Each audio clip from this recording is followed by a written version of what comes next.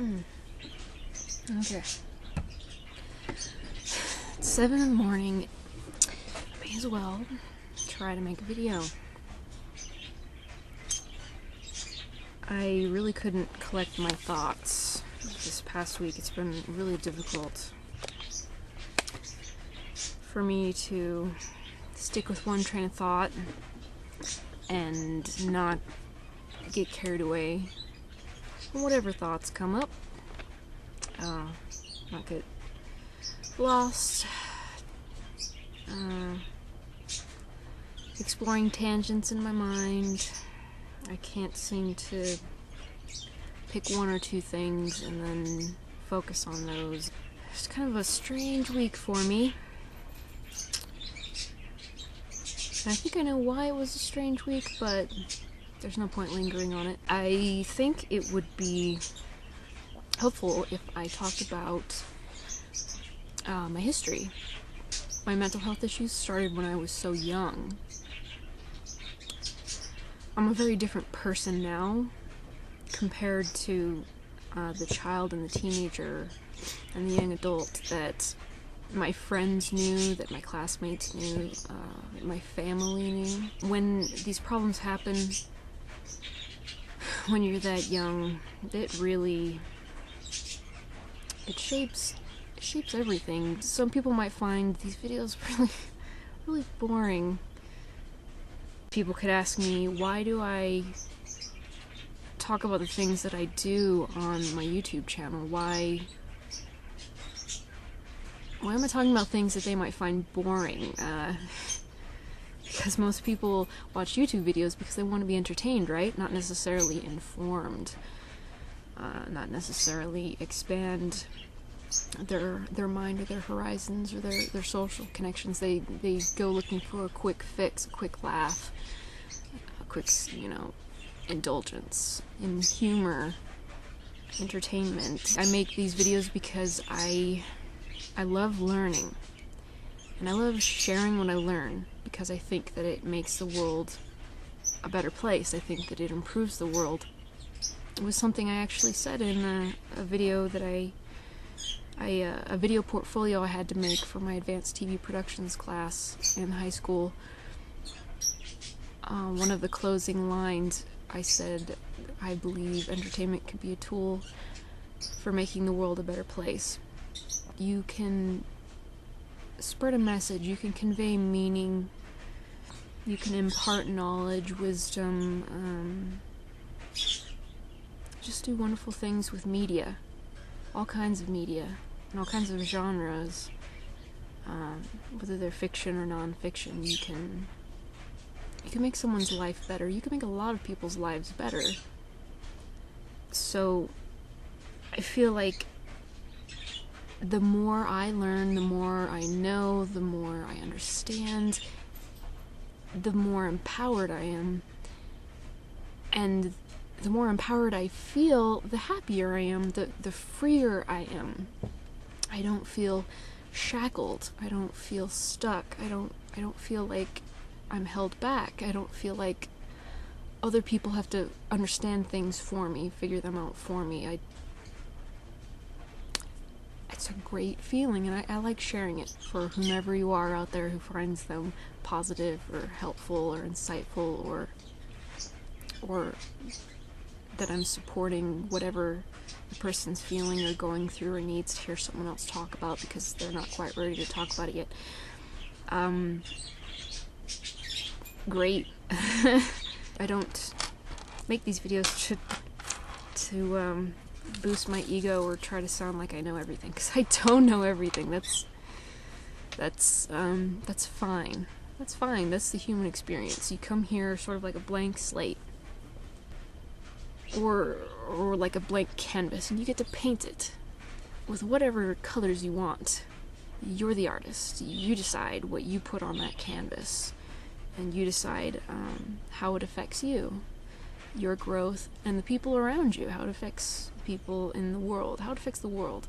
You decide. You're the artist. The big thing now that I realize is there were some people who got to see the genuine me. They got to see my genuine personality in between the phases of being manic and being sullen, morose, emo, depressed. They got to see the genuine me. And there were a handful of classmates in any given school year that we were friends, that I was friends with. There were only a couple of them who were consistently my friends throughout elementary school and middle school. High school, by the time high school happened, I had distanced myself from pretty much everybody, so I only had, I call them acquaintances, you know, people that I would recognize when we'd say hi to each other in the hall because we had classes together. There are times when I wonder who I would have been and what I would have done, where I would be now, if I hadn't had depression, if I hadn't heard voices, if I hadn't had anxiety, if I hadn't distanced myself from people. How would my life be different? And I realized that these changes happened to me so early on. I was so young. It's just sort of sad now, seeing how different I am now.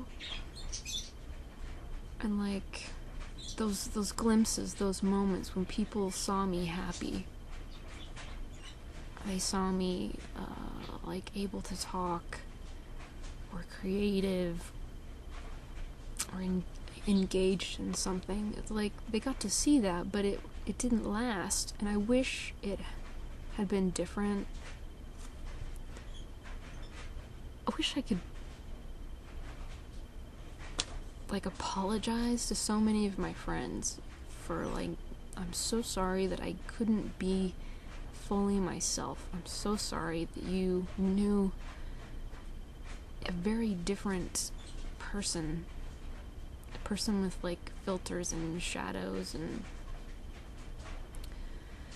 and I want to apologize to them because I didn't know what was going on. I didn't know what was happening to me. I didn't understand it.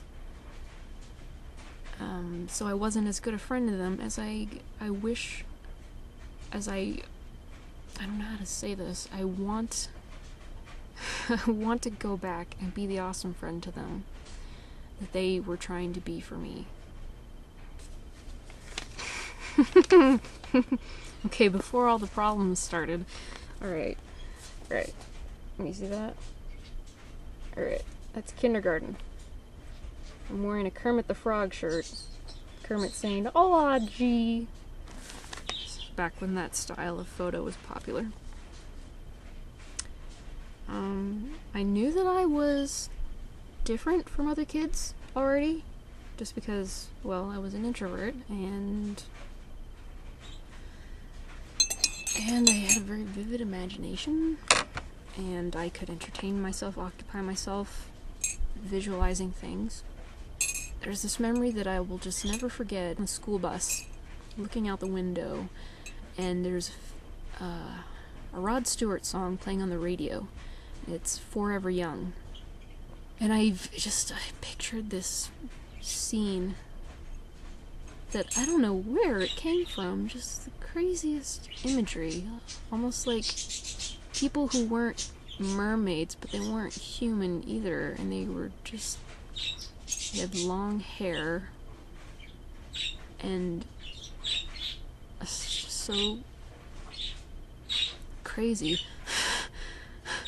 Because I don't want to describe it because it was so bizarre.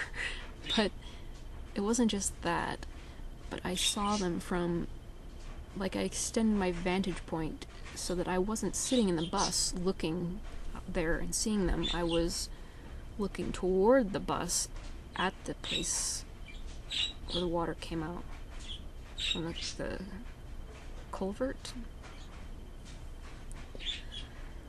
So I'm hearing that song, Forever Young by Rod Stewart, and just, like, in a trance.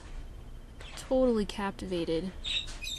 Things like that happened often enough that people would be like, hey, come back to the real world.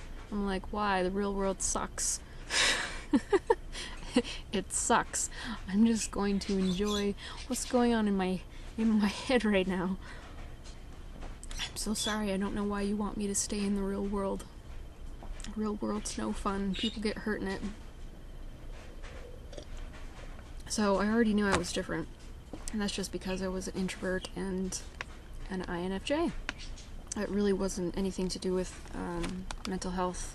It was just my personality. So already being like that set me up for social, complications, where people would want me to act a certain way, and I didn't want to fake it, and I didn't understand why they wanted me to act the way they did. To them, it was normal and socially acceptable. To me, it was awkward and embarrassing and just ridiculous. So I didn't want to do it. First grade.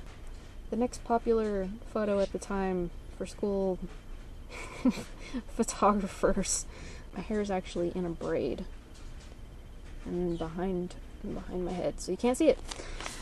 That's the year before my problem started. I turned 7 that year. Okay. 2nd grade. And again with a sweater, and again with a braid, and bangs, and that was all the rage in my family, was who would get to braid my hair in the morning.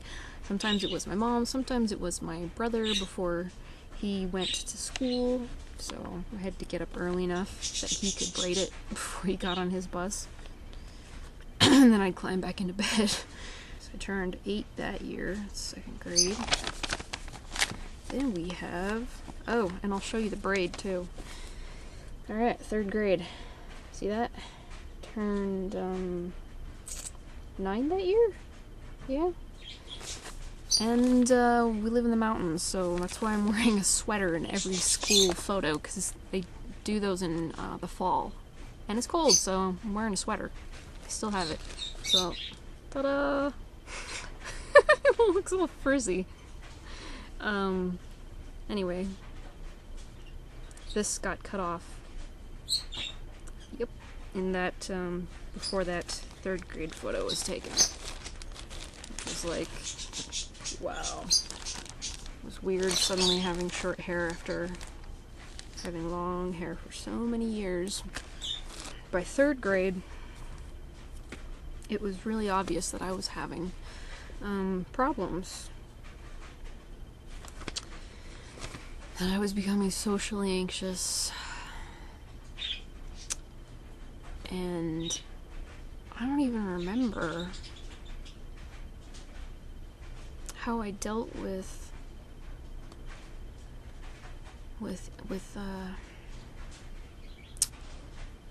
the racing thoughts, the panic, the voices and the paranoia. I don't even remember how I dealt with it then.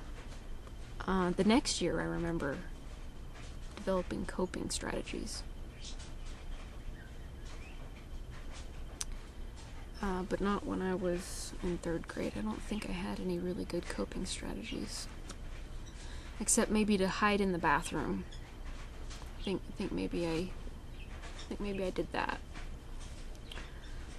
But it's not always fun to hide in the bathroom, because the kids did this thing where they would turn the lights off, do this stupid ritual in front of the mirror where you get your hands wet and then you splash water in the mirror and you chant this ridiculous thing, this like scary, frightening thing, and then you scream and you run out of the bathroom. So sometimes you don't want to be hiding in the bathroom because if you're hiding in a stall and some girls come in and they start doing this ridiculous thing and they shut the light off, it's just and you're already having a sort of paranoid, panicky moment. You don't want to put yourself through that. I don't know why we did that. It was so dumb. It was so stupid. My way of feeling like I was empowered was to keep myself safe from the unpredictable world outside. Just because things were so chaotic in my own mind, so chaotic in my emotions, in my internal world. It was so nerve-wracking for me, and I felt alienated and vulnerable, and I had to create a safe place for me to be when I wasn't required to be outside of my safe zone. I needed a safe place. So my way of feeling empowered was I was creative. I built cardboard castles, is how I would loosely describe them. We had enough space on the top floor of the house where when my mom needed to quilt, she'd set up the supports for the frame for the quilt. But when she wasn't quilting, I got to use all of that space, that open space, with empty refrigerator boxes, empty, oven boxes, empty, basically boxes that had appliances in them when this house was built and they were installed, and thankfully my parents kept the boxes, because in the house we lived in before this house, I had started doing things with cardboard boxes, and I guess my parents noticed, and they knew I'd get my bang for my buck. Why throw them away or recycle them when I could just go to town building fortresses and small alcoves or mazes, or a mock restaurant, drive-through restaurant, a clubhouse. There's also these great attics on both sides of the house that I used to, I called it my hideaway. At one point my brother hid his consoles in there so we could play video games in the attic.